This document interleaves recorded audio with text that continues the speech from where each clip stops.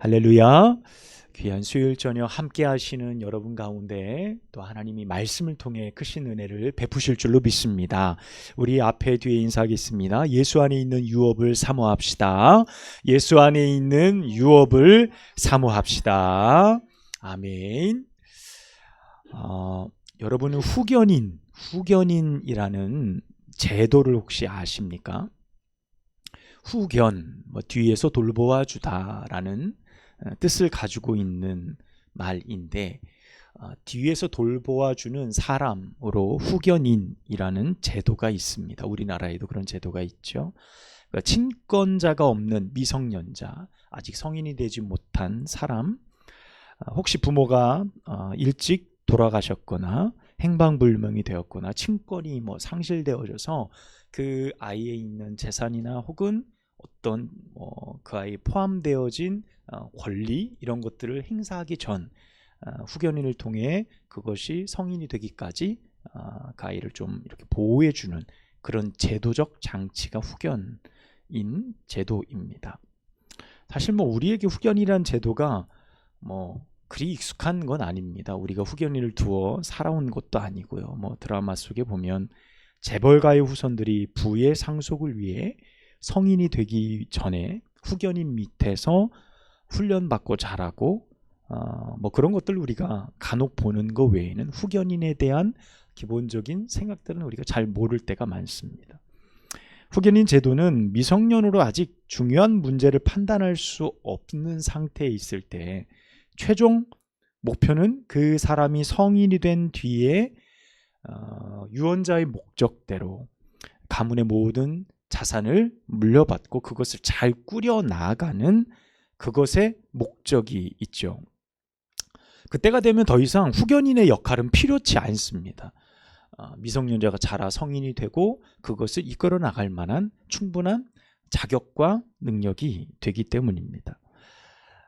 사실 후견인이란 이 제도가 꽤 오래된 제도입니다. 오늘 본문 4장 2절에도 보면 로마 시대 때에도 이미 후견인 제도가 정착해 있었음을 알 수 있습니다. 로마 시대 때는 관습법상 미성년자는 14세까지 그의 아버지가 의뢰한 후견인, 그러니까 아버지가 보기에 내 자녀를 맡아서 잘 이끌어줄 수 있을 만한 후견인, 그 사람에게 아들을 맡기는 경우가 거의 대부분 많았다 그럽니다. 그리고 25세가 되기 전까지 재산권, 그러니까 재산을 행사할 수 있는 나이가 25세 이상이 되어야 됐어요. 그러니까 그 전까지는 그 집안의 아버지가 청지기에게 아들이 물려받을 재산권을 지키고 가지고 있다가 25세 이상이 되었을 때 그것을 줄 수 있는 그런 어떤 제도, 청지기적 혹은 후견인 제도들이 굉장히 많이 있었다 그래요. 그래서 아버지의 재량이 굉장히 컸죠. 당시 로마 아이들은요, 매년 3월 17일 날 리베랄리아라는 어떤 가족 잔치에서 성인이 되었다 그래요. 그래서 우리나라도 성인식은 보통 날짜만 보통 있죠. 성인식이 이제 있는데 공식 석상에서 아버지의 아들로 인정되고 상속자가 되는 그 과정이 그 가족의 행사들을 통해서 그것이 인정받게 되어졌다는 겁니다. 자, 우리가 지난주에 이어서 우리는 여전히 갈라디아 교회에 일어났던 문제를 여전히 우리는 말씀을 통해서 만나고 있습니다. 특별히 오늘 우리는 4장의 말씀을 나누고 있지만 지난주 3장 29절 말씀을 보면 너희가 그리스도의 것이면 곧 아브라함의 자손이요 약속대로 유업을 이을 자니라 라는 말씀으로 말씀이 끝나게 됩니다. 그러니까 3장 29절로 끝난 말씀 안에 오늘 본문의 말씀이 그대로 연결되어지고 있는 것이고, 그리고 그 유업에 관한 문제가 바울의 어떤 애타는 심정 가운데 여전히 그 이야기가 지속되고 있다는 것을 우리가 알 수 있습니다. 오늘 주제는 그래서 유업입니다. 그러니까 이 유업이라는 주제는 영어적 표현으로 보면 약속에 따른 상속자라는 개념을 가지고 있어요. 그러니까 약속이 있어서 그 약속에 따른 상속자라는 개념을 가지고 있는 것이 유업이라고 말할 수 있습니다. 자, 그런데 바울은 갈라디아 교회에 여러 문제들이 많이 있었잖아요. 그렇죠? 뭐 율법에 관한 문제도 있었고 할례에 관한 문제도 있었고 교회 안에 많은 이방인들과 또 몇몇 안 되는 유대인들 간의 여러 서로 인종 간의 문제들도 분명히 갈라디아 교회 안에 있었거든요. 근데 많은 문제들 중에 유독 이 유업이라는 의미를 왜 바울은 구체적으로 설명하고 있을까? 우리는 그것을 좀 궁금해해 봐야 합니다. 많은 이유들이 있는데 바울이 보기에 갈라디아 교회 안에 가장 중요한 문제로 화두로 본 것이 바로 이 유업이라는 의미였다는 것을 먼저 우리가 염두에 둘 필요가 있습니다. 이는 우리가 지난주 계속 함께 나누었던 말씀이죠. 율법 그리고 약속에 관한 연장선상이라고 우리가 말씀을 이해할 수 있어요. 제가 조금 아까 읽었던 3장 29절 말씀에도 보면 아브라함의 자손, 약속대로 유업을 이을 자다라고 말씀하고 있습니다. 이게 바울이 갈라디아 교회 성도들 복음에서 돌이켜서 다시 속히 율법을 따라가는 그들의 모습을 보면서 바울이 그들에게 이야기한 거예요. 아브라함으로 시작되어서 하나님의 커다란 긴 약속의 어떤 자손들이 이어받을 것이 어떤 거였냐면 유업이라는 거예요. 그런데 이 유업으로 모든 약속이 귀결되는 거예요. 끝나는 거예요. 결과론적으로 유업을 받을 수 있느냐, 유업을 받는 자손이 되어질 수 있느냐, 그렇지 않느냐의 문제라는 겁니다. 여러분 잘 생각해 보면요, 지금 유대인들이 주장하던 그 주장, 아브라함의 자손이다, 우리가 아브라함의 자손이다, 너희가 율법을 지켜야지, 너희가 할례를 받아야지 무엇이 된다는 거예요? 아브라함의 자손이 된다는 거예요. 여러분, 아브라함의 자손이 된다는 것은 그들에게 그 당시에 어떤 의미였을까요? 유업을 상속받을 자라는 의미였던 거예요. 유업을 상속받을 자. 자, 갈라디아 교회 성도들이 복음을 속히 떠나서 율법? 그래, 우리가 이것을 지켜야 될까? 할례? 그것을 우리가 받아야 될까? 그것을 중요하게 여기게 된 주된 관심사 결과도 역시 무엇과 관련이 있는 거예요? 유업과 관련이 있는 겁니다. 자, 그러니까 모든 사람들이 지금 다 아브라함으로 시작된 그 유업에 관심이 있어요. 그것에 쏠려 있습니다. 바울은 그 유업이 도대체 무엇이냐? 하나님께서 그것을 아브라함을 통해서 주신다고 약속하신 그 유업을 누가 받을 수 있냐? 그것을 오늘 본문의 말씀을 통해서 구체적으로 설명하고 있는 것입니다. 제가 설교 초반에 후견인이라는 제도에 관한 말을 여러분께 말씀을 드렸죠. 여러분, 후견인이라는 제도는 유업을 얻기 위한 과정이죠. 어떤 사람 밑에서, 오늘 바울의 이야기에 따르면 우리가 주인이었지만 어렸을 때, 성장하지 못한 미성년일 때는 어떻다는 거예요? 그들 밑에서 종노릇했다라고 이렇게 표현하는 겁니다. 자, 그런데 이 후견인이라는 제도는요, 끝까지 가는 게 아니에요. 내가 성숙하고 그 유업을 받을 그 아들이 자라나서 성숙하고 그것을 물려받을 물리적인 시간이 지나게 되면 자연스럽게 유업을 상속받게 되어져 있어요. 그러니까 저 사람이 받을 수 있다 없다의 문제가 아니에요. 후견인을 두고 그 시간을 보낸다는 건 이미 상속자라는 의미예요. 거기에 포함되어져 있다는 겁니다. 그래서 당시 로마 시대에는 후견인과 청지기 아래 성실히 그냥 머물러 있고 잘 훈련받으면 유업을 상속받는데 아무런 문제가 없었습니다. 그런데 바울은 하나님께서 아브라함을 통해서 언약하신 유업은 세상의 후견인 제도와 같이 물리적 시간이 자연스럽게 흘러서 성인이 되고 세상 물정 알아갈 나이가 됐다고 유업을 얻을 자격을 받는 게 아니라는 거예요. 그것을 지금 말해주는 겁니다. 세상의 후견인 제도를 말하고 있지만 하나님께서 우리에게 주시는 유업은 그런 게 아니라는 겁니다. 그런 자격으로 얻을 수 있는 것이 결코 아니다 라고 먼저 우리 가운데 말합니다. 여러분 4장 3절 말씀 우리 함께 읽어보겠습니다. 시작. 이와 같이 우리도 어렸을 때에 이 세상의 초등학문에 있어서 종노릇 하였더니 아멘. 초등학문, 예전에 개역 한글에는 뭐라고 되어 있냐면 몽학선생이라고 되어져 있었어요. 몽학선생. 이제 개역 개정판으로 나오면서 초등학문 이렇게 되어져 있습니다. 4장 3절에 보면 후견인을 둔 많은 미성년자들이 그 당시 로마 시대 때에 초등학문을 굉장히 많이 배웠어요. 기초적인 학문입니다. 그 당시 헬라 시대 안에 많은 사람들, 후견인을 둔 사람들, 미성년자들은 반드시 이 과정을 거쳤습니다. 여기서 기초적인 학문, 오늘 성경 표현에 보면 초등학문이라는 이 학문은 헬라어로 뭐라고 되냐면요, 스토이케이아라는 뜻이에요. 스토이케이아.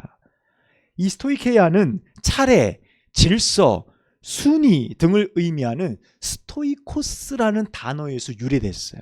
그래서 스토이코스라는 단어에서 유래해서 초등학문, 기초적인 거, 순서, 순번, 어떤 질서, 차례, 우리가 어렸을 때 배우잖아요. 초등학문에서 배우는 거, 스토이케이아라는 뜻을 담고 있는데 이 스토이케이아 안에는요, 두 가지의 의미가 담겨져 있습니다. 당시 미성년자인 초등학문을 배우는 사람들은요, 헬라 시대 때는요, 세상을 구성하는 구성 요소를 네 가지로 봤어요. 이 세상이 구성되어지는 가장 중요한 요소, 그것은 네 가지로 되어져 있다는 거예요. 무엇으로 되어져 있냐면 물, 불, 흙, 공기, 이렇게 네 가지입니다. 사람이 살아가는 필수 요소죠. 지금도 우리에게요. 그러니까 그들에게는 이 물과 불과 흙과 공기, 이 네 가지가 이 우주를 이루는 절대적인 요소로 그들 가운데 가르쳐지고 배워졌어요. 그러니까 그것이 우주를 이루는 너무나 신비한 가치인 거예요. 그러니까 하늘에 떠 있는 태양, 달, 별, 이런 것들은 어떤 겁니까? 빛이잖아요. 그렇죠? 물론 태양을 통해서 별, 그리고 반사체들이 있는 거지만 다 일반 사람들이 그 당시에 보기엔 이것들이 다 어때요? 빛을 내는 것들이에요. 그러면 어떤 겁니까? 우주를 이루는 요소 중에 뭐가 있어요?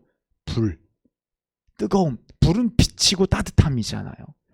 그러니까 그들이 바라볼 때에 하늘에 떠 있는 저 해, 달, 별, 그리고 그들이 말하는 불, 이런 모든 존재들은요, 그들이 살아가는, 인류를 이루고 세상을 이루는 절대적 요소라고 그들이 믿고 배웠어요. 자, 이게 첫 번째고요. 두 번째는요, 그들은 하늘의 해와 달과 별들을 바라보면서 굉장히 중요한 요소라고 배웠잖아요. 그것을 보면서 그들은 점을 치고요, 그것을 통해서 미래를 예언하는 점성술에 깊이 신뢰감을 형성했습니다. 그냥 우리를 있게 해준 존재라고 보기 때문에 굉장히 신성한 존재인 거예요. 하늘의 해, 달, 별들이 말이죠. 그래서 그들은요, 점성술을 통해서 1월 성신, 소위 말해서 우리나라도 그런 게 있잖아요. 그렇죠? 1월 성신, 뭐 하늘에, 달에, 뭐 밤에 뭐 정한수 떠놓고 빌고 이런 그런 거죠. 그러니까 천체 숭배라는 것이 그 당시에 굉장히 깊은 하나의 신앙의 축이었다는 거예요. 실제로 우리가 구약 성경에서 이제 역대기 여러 말씀들을 쭉 보면 남유다 14대 왕이었던 므낫세의 등장이 나옵니다. 위아래 남북으로 갈라졌을 때 말이죠. 그의 아버지가 굉장히 우리에게 유명한 왕이에요. 뭐 북왕국 이스라엘은 워낙에 왕들이 그냥 못돼 처먹어서 일찍 멸망하기도 했고 악한 왕들이 태반이었는데, 남유다는 그래도 하나님을 잘 섬기는 왕들이 정말 가뭄에 콩나도 조금씩 있었어요. 그 중에 13대 왕이 누구였냐면 히스기야 왕이었어요. 우리가 잘 아는 히스기야 왕. 믿음으로 모든 산당들을 다 바알과 우상 이런 거 다 제어해버리고 하나님만 섬기자 라고 했던 게 히스기야 왕인데 그의 아들 므낫세는 완전히 엉망이었어요. 아버지가 계획했던 모든 것을 다 뒤집어 엎고 하나님 눈에 보시기에 가장 거슬리는 일만 다시 시작하는 거예요. 이게 바알과 아세라 신상 다시 세우고 히스기야가 허물어버린 수많은 것들 뭐 다 세우고 목상 세우고 하늘의 별과 달과 해를 바라보면서 그들에게 절하고 예배하는 일들. 심지어는요, 자신의 왕자인 아들들을 불에 태워서 죽이면서 제사를 지내기도 했습니다. 점성술, 점쟁이들, 술객들, 혼백, 영혼을 불러내는 그런 미신적인 무당과 박수들, 이스라엘 그 땅 안에 가득해 아주 극악한 왕으로 평가받는 것이 이 므낫세 왕이었거든요. 바로 그때에 므낫세 때 1월 성신을 섬기는 이들이 굉장히 많았어요. 그러니까 점성술이 자신의 미래를 예측할 수 있다라고 믿던 정신들입니다. 그래서 혹자는요, 이 므낫세, 이 남유다가 멸망한 게 별 숭배 사상 때문이 아니냐라고 말할 만큼 만연했던 시대였던 겁니다. 여러분, 바울이 유업을 이야기하면서 초등학문인 스토이케이아라는 단어를 가지고 온 거예요. 여러분, 그 당시 후견인들을 둔 모든 사람들은 이 초등학문을 절대적으로 배우고 익혔습니다. 이게 절대적인 진리였고 온 우주를 이루는 가장 중요한 가치라고 그들 가운데 배우고 가르쳤어요. 여러분, 이게 어떻게 될까요? 그들의 뭐가 될까요? 신앙이 되는 거예요. 그들의 신앙이 되는 거예요. 유업을 바꾸자 내 삶을 기초로, 내 삶을 키워나가는 기초가 무엇인 거예요? 이 세상을 이루는 1월 성신인 거예요. 물, 흙, 불, 공기, 하늘의 태양과 이런 모든 것들이 말이죠. 그러니까 그 당시 헬라인들, 그 헬라인들은 또한 이방인들에게는 이 스토이케아인 초등학문은 그들이 살아가는 삶의 기둥이고요, 신앙의 기둥이었던 거예요. 이것을 배움을 통해서 살아나가게 되는 거죠.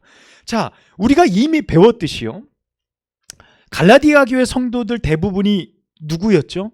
헬라인들이었어요. 갈라디아 교회 모든 성도들이 헬라인들이었어요. 그리고 이방인들이었어요. 그들은 이 초등학문, 제가 설명해 드린 이 초등학문의 의미가 무엇인지 너무 잘 알고 있었다는 거예요. 여러분, 하지만 여러분 4절 5절 말씀입니다. 4절 5절 말씀 우리 함께 읽겠습니다. 시작. 때가 차매 하나님이 그 아들을 보내사 여자에게서 나게 하시고 율법 아래 나게 하신 것은 율법 아래 있는 자들을 속량하시고 우리로 아들의 명분을 얻게 하려 하심이라. 아멘. 자, 바울은 이 초등학문에 관한 이야기를 끝내고 나서 지금 뭐라고 이야기하냐면 때가 차매, 이 때가 찼다는 것은 어떤 겁니까? 하나님께서 이제 후견인 제도는 필요 없는 거예요. 무르익은 거예요. 네가 유업을 받을 만한 자격과 길을 하나님께서 때가 차매 이제 너희에게 보이셨다라는 거예요. 지금 너희가 알고 있던 그런 것이 아닌 전혀 다른 길, 그 길을 제시하셔요.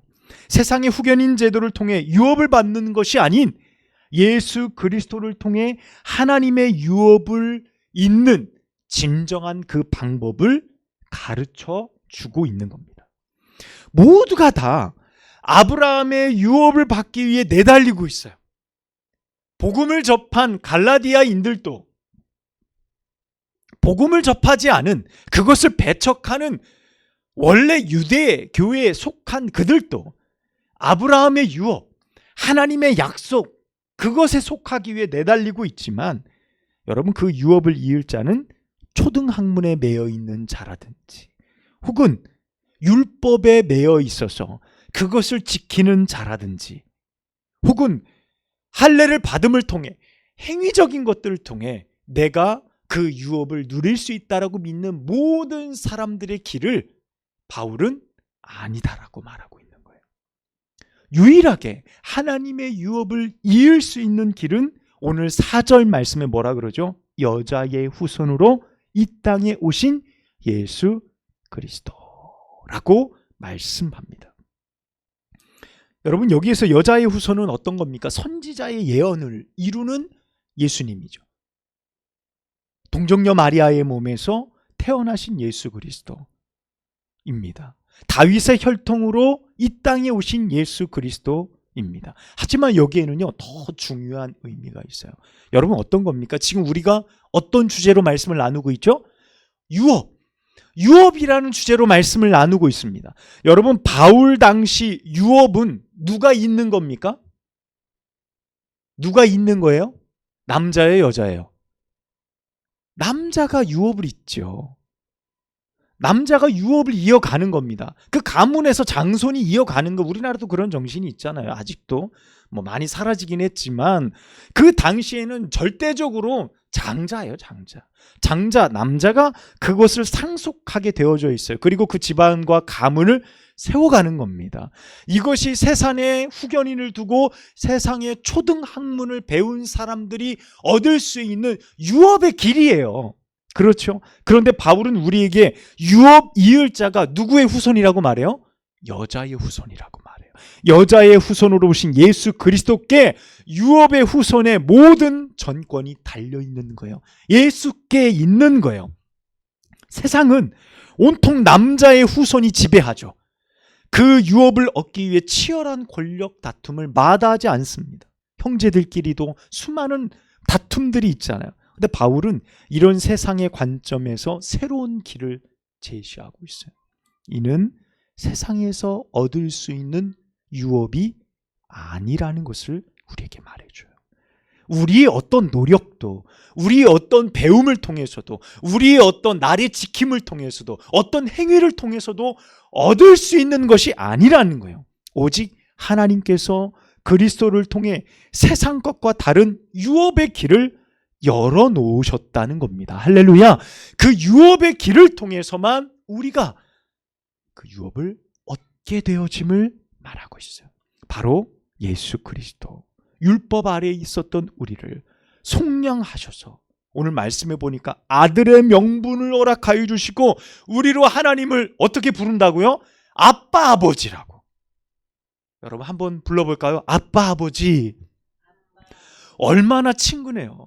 아버지 하면 조금 거리가 있는 것 같은데 아빠라고 부른다면 여러분 얼마나 가까운 거예요. 더 이상 가까울 수가 없죠. 우리가 기도하면서 하나님 아버지 이렇게 하는데 그것도 참 따뜻하고 좋은데 아빠 하나님 이러면 좀 어색해. 그렇게 기도하시는 분 한 번도 못 본 것 같긴 해요. 근데 성경의 기록에 보면 아빠 아버지라고 부를 수 있는 자격을 허락하여 주셨다라고 우리 가운데 말씀해 주는 거예요. 그래서 이제 바울은 우리 가운데 말합니다. 우리는 더 이상 종이 아닙니다. 할렐루야. 율법의 얼매인 종이 아닙니다. 후견인 밑에서 수업받는 미성년자도 아닙니다. 우리는 이제는 종이 아니라 우리는 누구라고요? 아들이라는 거예요. 우리는 유업을 이을 자라는 겁니다. 세상의 엉뚱한 것에 소망을 두거나 혹은 영원하지 않는 저 하늘의 피조물을 경배하는 어리석은 행동, 이제는 우리는 내버렸다는 거예요. 내가 종이 아니라는 의미는 우리는 더 이상 그런 거 하지 않아도 된다는 겁니다. 우리는 그것에 더 이상 목매일 이유가 없다는 거예요. 예수님을 통해 전혀 다른 길을 우리 가운데 허락하신 하나님, 그 은혜를 말입니다. 여러분, 그런데 왜 갈라디아 교회 성도들이 이토록 바울의 울분을 토하게 할까요? 왜 너희가 그렇게 속히 돌아섰느냐라고 말하고 있습니까? 여러분 8절 말씀 우리 함께 볼까요? 8절입니다. 시작. 그러나 너희가 그때에 하나님을 알지 못하여 본질상 하나님이 아닌 자들에게 종노릇 하였더니. 아멘. 여러분 이 8절 말씀은 그래요. 하나님을 알지 못했던 그때에 너희의 헬라 문화권 안에서 초등학문의 목을 메고 점치고 미래를 알기 위해서 온갖 종교에 심취했던 때, 그때 우리가 종노릇했다. 그게 맞다. 그때는 그랬었어. 왜요? 하나님을 알지 못했었으니까. 하나님을 몰랐으니까 그럴 수 있다고 쳐요. 하지만 여러분 9절 말씀 보십시오. 읽겠습니다. 시작. 이제는 너희가 하나님을 알 뿐 아니라 더욱이 하나님이 아신 바 되었거늘 어찌하여 다시 약하고 천박한 초등학문으로 돌아가서 다시 그들에게 종노릇하려 하느냐. 아멘. 자, 뭐라고 말해요? 그들이 하나님을 이제 알았음에도 불구하고 더 중요한 게 뭡니까? 하나님도 그들을 알았다는 거예요. 너희가 믿음을 보였을 때 하나님이 너희를 아신 바 되었다는 거예요. 아신 바 되었다는 거 어떤 겁니까? 유업을 이을 자가 됐다는 거예요. 그의 아들이 됐다는 거예요. 그럼에도 불구하고 그 유업을 포기하고 다시 종으로 들어가겠다는 거예요. 세상의 초등학문으로 너희가 들어가겠느냐? 라는 겁니다. 여러분 10절 말씀이 뭐라고 돼 있죠? 그러면서 너희가 날과 달과 절기와 해를 삼가 지키니. 여러분 여기서 나오는 이 10절 말씀이 뭡니까? 날과 달과 절기와 해 지킨다는 게 뭐예요? 율법에서 나오는 금식일, 안식일, 정월, 초하루, 월삭 뭐 이런 날들을 그들이 율법 따라서 지키겠다는 거예요. 그 날을 지키는 것이 하나님의 백성이요 아브라함의 유업을 이을 자다라는 그들의 마음의 어떤 결단이었던 거죠. 그런데 여러분, 그들은 조용히 들어온 거짓 교사들에 의해 율법으로 다시 돌이키는 것, 절기를 지키는 것, 그것이 유업을 얻는 길이라고 믿었던 것뿐만 아니라 여러분 9절 10절 말씀이 연결되는 흐름으로 볼 때 이 갈라디아 교회 성도들은요, 여러분 초등학문이 헬라어로 뭐라 그랬죠? 스토이케이아, 즉 그들이 원래 예수 그리스도를 믿기 전에 믿어왔던 그들의 사상도 그대로 회개해버렸다는, 예전에 믿던 자신의 삶의 모습으로 그대로 돌아가 버렸다라는 말씀이기도 한 겁니다. 우리 9절 10절을 공동 번역을 한번 보도록 할게요. 앞에 화면 보십시오. 다른 번역서로 우리 9절 10절 한번 읽어보도록 하겠습니다. 시작. 그러나 이제는 여러분이 하나님을 알고 있을 뿐 아니라 하나님께서 여러분을 알고 계신데 왜 또다시 그 무력하고 천한 자연 숭배로 돌아가서 그것들의 종노릇을 하려 합니까? 여러분이 날과 달과 계절과 해를 숭상하기 시작했다고 하니. 아멘. 자, 여기서 뭐라고 말합니까? 해와 달과 별들을 뭐하기 시작했다고요? 숭상하기 시작했다. 이게 제가 아까 설명해 드린 그 내용이에요. 그러니까 예수 믿기 전, 그러니까 그들이 정말 해에게 점을 치고 예수 믿다가 다 돌이켰는지는 알 수는 없지만 이 본문의 말씀으로 우리가 볼 수 있는 것은 그들이 첫 번째로는 율법으로 다시 돌아가 버렸어요. 율법을 그들이 섬기게 되어졌고, 또 한 가지는 뭡니까? 율법도 모르고 하나님도 몰랐을 때 헬라인으로서 그들이 살아가던 그들의 삶의 정체성, 그 정체성으로 다시 돌아가 버렸다는 얘기예요. 다시 돌아간 겁니다. 여러분 이게 뭡니까? 예수 믿기 전 내가 그렇게 사랑하고 신뢰하던 것들을 다시 붙들어 들기 시작했다는 거예요. 내가 돈을 사랑했다면 내가 다시 돈 의지하기 시작했다는 거예요. 내가 세상의 즐거움과 쾌락을 선택하고 그것 즐겼다면 내가 다시 그것을 즐기고 그것을 의지하고 그것이 대단히 내 인생을 변화시킬 것 같은 놀라운 신처럼 내가 그것을 떠받들기 시작했다는 의미와 같다는 겁니다. 여러분 이는 율법으로 회개와 뿐만 아니라 세상으로서의 다시 돌이킴의 회개라는 것입니다. 바울이 그들에게 외칩니다. 뜨거운 열정으로 그들에게 외쳐요. 너희가 그것들을 모두 다 섬길 것이냐. 하나님도 섬기고 율법도 따르고 하늘에 있는 수많은 1월 성신도 너희가 다 섬기며 너희가 살아갈 것이냐. 그것이 너희가 진정 유업을 이을 자의 모습이라고 너희는 믿느냐라고 바울이 외치고 있는 것입니다. 오늘 갈라디아 교회 성도들의 모습을 우리가 살펴보았습니다. 여러분 우리의 신앙을 지키기에 얼마나 우리는 치열한 싸움을 싸워야 하는가, 그 사실을 배우게 됩니다. 여러분 사탄은 얼마든지 우리의 신앙을 뚫고 들어와 우리를 과거로 데려가고 예전의 습관으로 데려가고 예전의 삶의 모습으로 데려가고 예전에 내가 신뢰하며 즐겨하던 것들로 다시 나를 끌고 가려 수많은 유혹들을 펼치게 돼요. 여러분, 갈라디아 교회 성도들이 이 투쟁에서 지게 되죠. 이 싸움에서 멈춰버리게 돼요. 바울은 그것을 너무도 안타깝게 생각하는데, 여러분, 그것을 볼 때 우리는 무엇을 봐야 돼요? 우리의 신앙이 가만히 있는다고 성장하지 않아요. 여러분, 가만히 있는다고 안전한 게 아닙니다. 우리의 신앙은 오늘 또 싸움의 장소예요.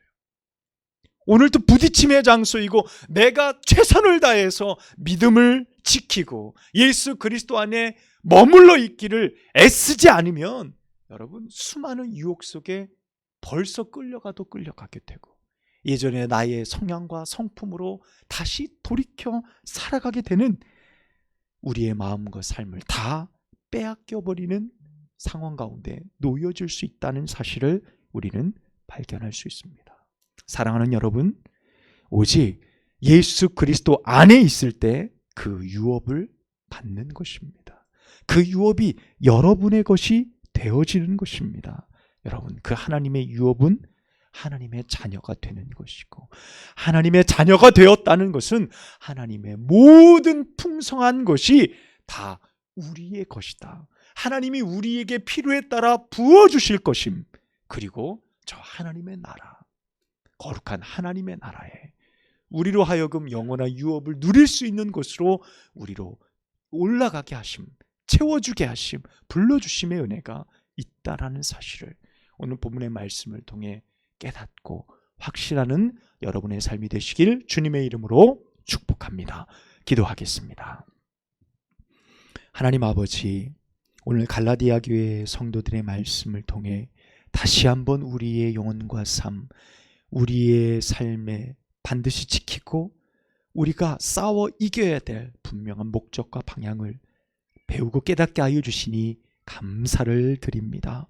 아버지, 하나님 주신 유업, 오직 예수 그리스도를 통해 우리 가운데 주어짐을 확신하며 세상의 그 어떤 가치도, 내가 과거에 사랑했던 모든 삶의 모습들도 예수님과 바꾸어내지 않도록 주님, 우리를 붙들어 주시옵소서. 그리하여서 결국 하나님의 유업 안에 들어가며 그것을 누리며 믿음으로 승리할 수 있는 저희들 모두가 되도록 함께하여 주옵소서. 예수님의 이름으로 간절히 기도하옵나이다. 아멘.